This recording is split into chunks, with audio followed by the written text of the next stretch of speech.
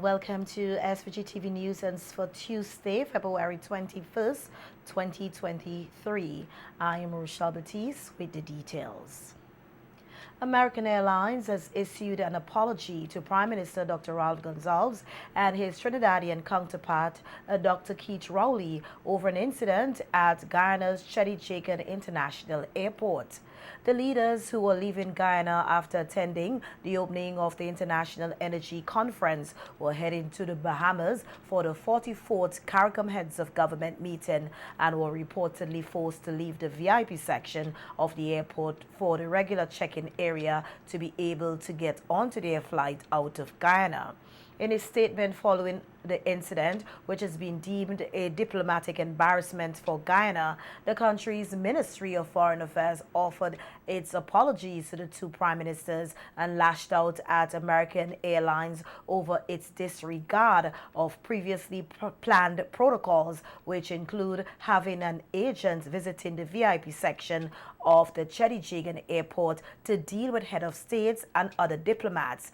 The government of Guyana also said it intends to write American Airlines over its treatment of the two visiting Caribbean prime ministers during their departures. In a letter dated February 20th, 2023, American Airlines Managing Director of International Government Affairs, Robert Wyrick, offered his sincerest apology for not proactively approving the request for expedited treatment and inconvenience caused during the leaders' departure from the Cheddi International Airport.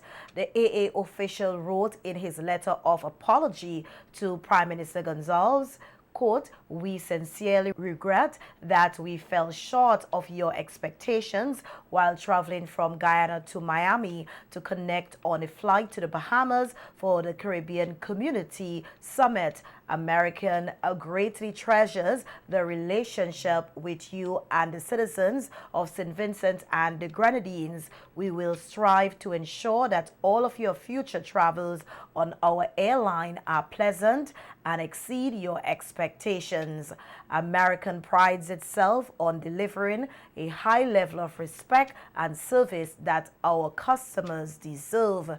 Please do not hesitate to contact me if you have any questions or concerns," unquote. Upon his return to the state on Sunday, Prime Minister Gonzalez spoke on the matter on WFM Issues at Hand program, stating that he is not one to be easily offended and disrespected, noting that nobody forced him to do anything. Keith Rowley, Prime Minister Rowley, and I were inside of the VIP lounge early the particular morning. Wednesday morning, I think it was. We were going to Miami and then to Bahamas. And the chief of protocol came and said that the people who were doing the check-in at AA requested that we come there so that they could identify the face to the passport now. Yes. That's what I understand. So I said, fine, Keith, let's go. We spent we stood up about maybe 8 feet away from the counter. We didn't check in ourselves. The other protocol people checking us in. And then I was told, well, Keith and I were told, well, they finished checking us in. And I just raised my hand to one of the ladies at the counter and said, "Thank you very much, ma'am." And I went back. The only inconvenience for me is that I was drinking a cup of black coffee early in that morning. That by the time I got back, it was cool, and I just had to get another one.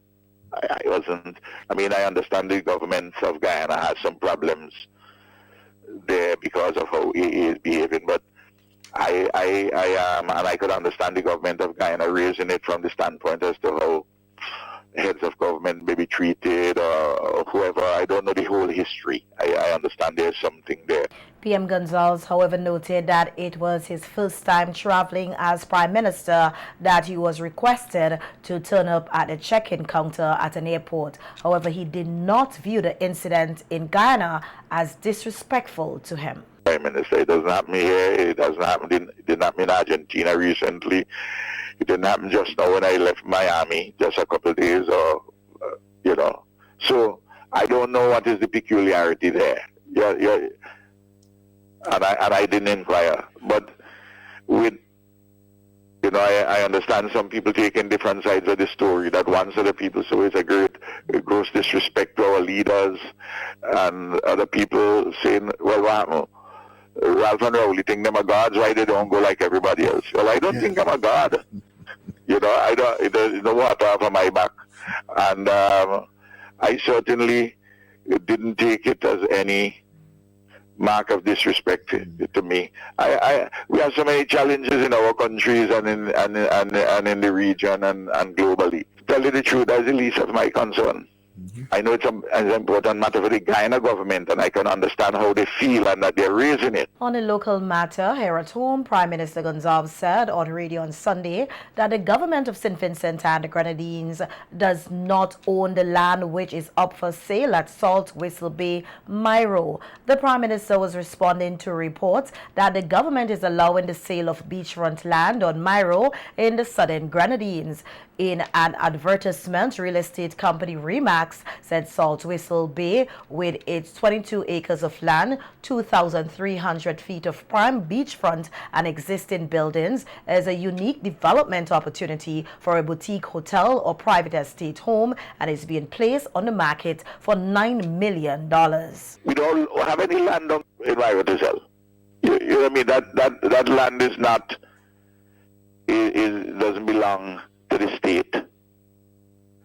And as I said, that property has been in as far as I'm aware, in alien hands for a long time. And if they're selling to a Vincentian, if a Vincentian is buying it, well, they wouldn't require an alien landholding license, the new purchaser, no. But if they're selling to other aliens, they require an alien landholding license, and I tell you how we approach this question. PM Gonzalez said he saw in news reports that the owners of a piece of beachfront property in Miro had put the property up for sale, and right away people who didn't read what was written began to say that the government is selling Miro, which didn't make any sense. And then I hear people say, well, how could they sell the beach? Well, people must get into their heads, the law of this land is that all beaches are owned by the state up to the high water mark, and there's a right of access to the beach. All beaches are public. I mean, these are things I repeat over and over and over again, and wherever any developer tries to infringe that, we take a strong position, always. I've done so before I was in government, and very much so since I'm in government.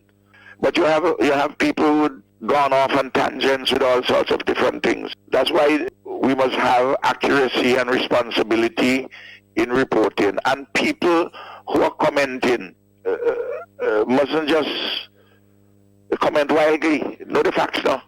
People ain't read what is written there. Begin to say that government is selling out Miro. We don't own land in Miro to sell. The people who own that property, if I know what the property they're talking about, has been in particular hands, I believe, foreigners' hands for quite a long time.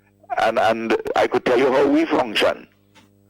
If that property is being sold to somebody who is an quote-unquote alien, they'll have to get an alien landholding license.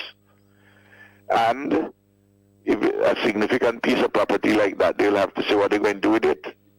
The existing business which is there, are you going to develop it? The ownership of Miro differs in each area, although most of it is under private ownership. Some properties, most notably the Quinton Village, are owned by the state. In other news now, we hear that a new reading room was launched at SVG's embassy in Taiwan on Valentine's Day, February 14, 2023. This is according to SVG's resident ambassador to the Republic of China on Taiwan, Her Excellency Andrea Bowman, on NBC Radio Talk Your Talk program today. That was for the love of reading. Things just came together so beautifully on that day. We opened our reading room here at the embassy. It's a tiny space, but a significant space. And what's more, we had our Minister of Foreign Affairs and Foreign Trade, the Honorable Giselle Peters here in Taiwan. She came into Taiwan that very morning at about 6:36, and in the afternoon she was able to cut the ribbon to open our reading room. That was just really wonderful for us. Now, when I mention reading room, you're going to think of tons and tons of books. Not yet. We are getting there. As it is now, we have about 45 titles from St. Vincent and the Grenadines, and then we have other titles which take us up to about 52 books in all, or maybe 55, about 55 texts in all. Yes. All right. Ambassador Bowman said the embassy has been engaging in different promotional activities to attract Taiwanese investors to St. Vincent and the Grenadines. Travel and tourism fairs throughout Taiwan. These are very important to us, based on what I said to you about their not knowing about St. Vincent and the Grenadines. You see, in order for St. Vincent and the Grenadines to have people traveling to the other end of the globe to visit, to be tourists, in order for us to have any type of investment from Taiwan, business investment from Taiwan in St. Vincent and the Grenadines, they have to know. I guess you all are aware that right now there is not a single Taiwanese business investment in St. Vincent and the Grenadines. They're Chinese businesses, but there are no Taiwanese businesses in Taiwan, in St. Vincent and the Grenadines. So unless Taiwanese are aware of who we are, understand who we are, understand what our country offers, we are not going to be able to get anywhere in terms of advancing, the kind of investment in our country that we want to advance.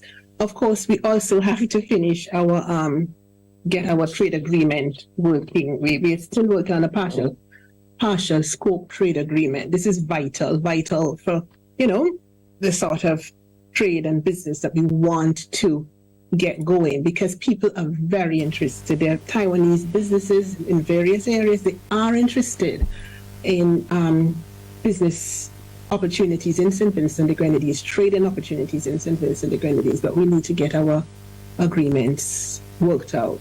In other news, we hear that one man has taken it upon himself to clean up the beachfront in Lomans Bay. And as we hear in this report, he is now seeking assistance to further his volunteer work. Volunteer beach cleaner Chris George says all beaches should be cleaned and fully utilized by beachgoers. George has no home and lives on the beach. So when he learned that the Lomans Bay was attracting more persons, he started to give his time to clean the beach every day. Past, let me say, maybe 8 months from the time Patam Tong people start to move down here, I arrived down here, say, about 2 months after, and I dig out piece of land, but as I said, I was making nice overguard things, so I gave up the land, So from that time I was here making whatever contribution I could make towards keeping the beach clean, and not only that, building little structures of benches and other things.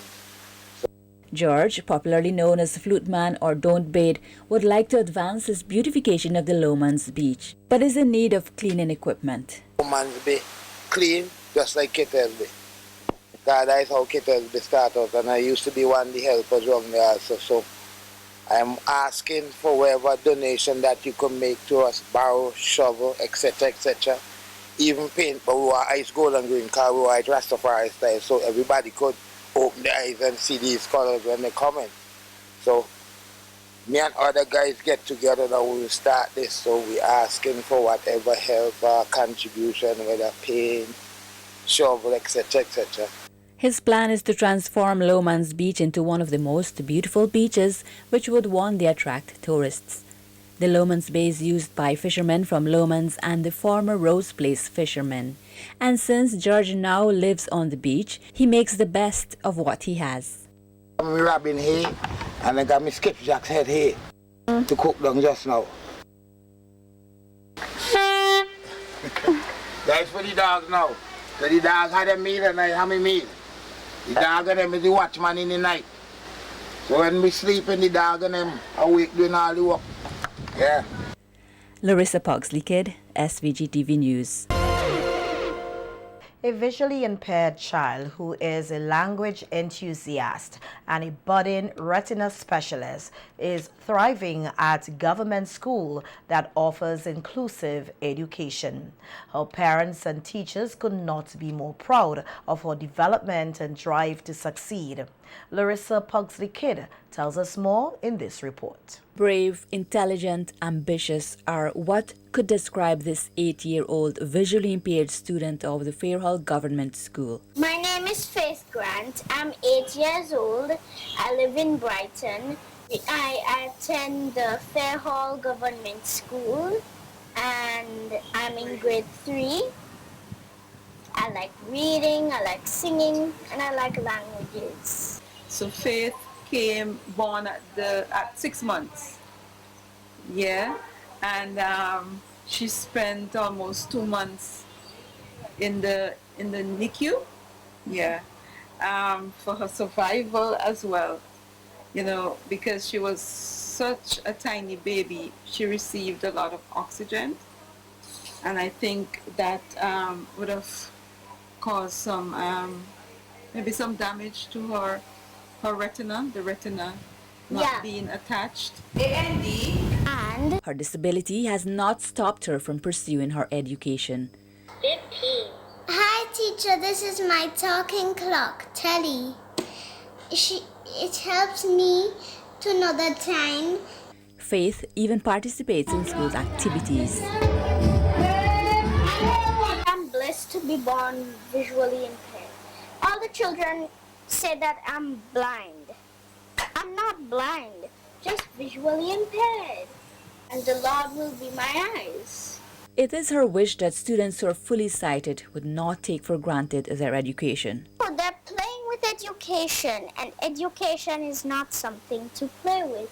It's a very serious thing. And the children are not taking it seriously. They're taking it for a joke. While Miss is teaching, they don't pay attention. They just take their time to talk. I'm not joking. I'm not kidding with education. I have to listen very attentively during class, because if I don't, then I'll be like the children. The language enthusiast aspires to become a retina specialist. I chose that because I want to look after people's eyes, but not until my eyes have been healed. Faith's proud mom says from the onset it was difficult to get Faith into a government school, but thankfully the Fairhall Government School, which offers inclusive education, accepted her special child. She's my only child, so she's not spoiled. I'm making sure that she gets all that she needs to equip her spiritually, physically, mentally, educationally, so that she can progress in life and become the professional woman that she wants to be. She needs equipment, for example, to be able for her to be able to read on her own. She must learn Braille. In order for her to be on the computer, she must learn IT. And those two important equipment is missing from her in school. So we should say she's here with us for like 4 years. And she has been coping, as she said, she has been coping. She has a helper to guide her along the ramp or to climb up the stairs and so on. She helps a lot with the kids, with the spelling. When the kids don't know how to spell a word, they will come to her and she will spell it for them. And I love that she has this spirit that would just make you fall in love with her and go the extra with her. And she goes the extra with herself. Faith teaches herself other languages. She is self-taught in French and Spanish. Et allez, viens, les portes sont ouvertes. Et allez, viens au magasin. That's going to the shop. Yeah, it means in English, going to the shop. Larissa Pugsley-Kidd, SVG TV News. Such an inspiring story from a bright little girl. We wish her all the best in her endeavors.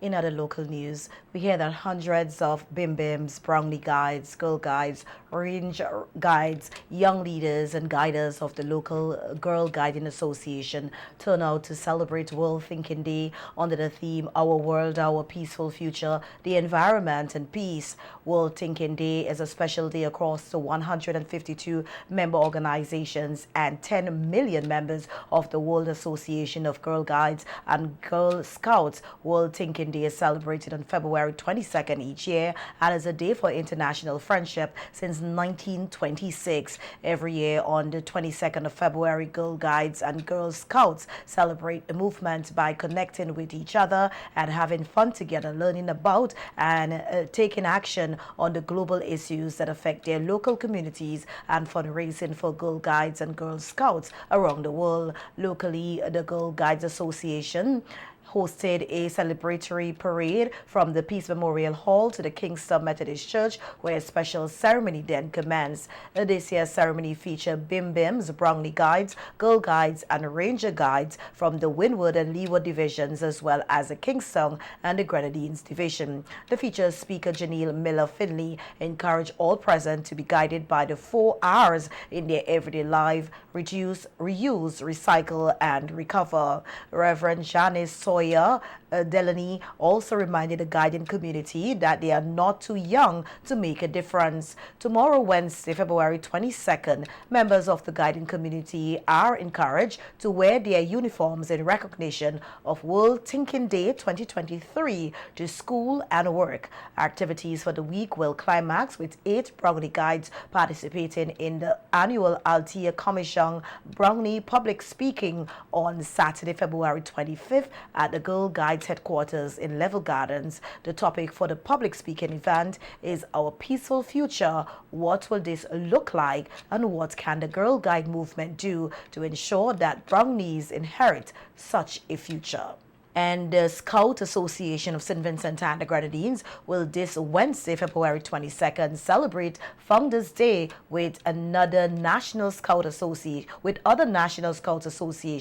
across the world. The day marks the birthday of Robert Banning Powell, founder of the Scout movement. On this day, Scouts throughout the world will renew their promise together and reflect on how the century-old values of Scouting skill resonate in this fast-changing modern world. To commemorate the day, a virtual town hall meeting will be held for the leadership of its 173 national scout organizations of 216 countries and territories of the World Organization, with a membership of over 57 million scouts and volunteers. The town hall meeting is designed to have scouts across the world connect with each other to celebrate Founders Day. The meeting will also highlight important updates on the next strategy for scouting, inspirational scout stories from the movement, panel discussions with updates on the operational framework and plans for the 2021-2024 triennium. To culminate Founders Day celebrations here in St. Vincent and the Grenadines,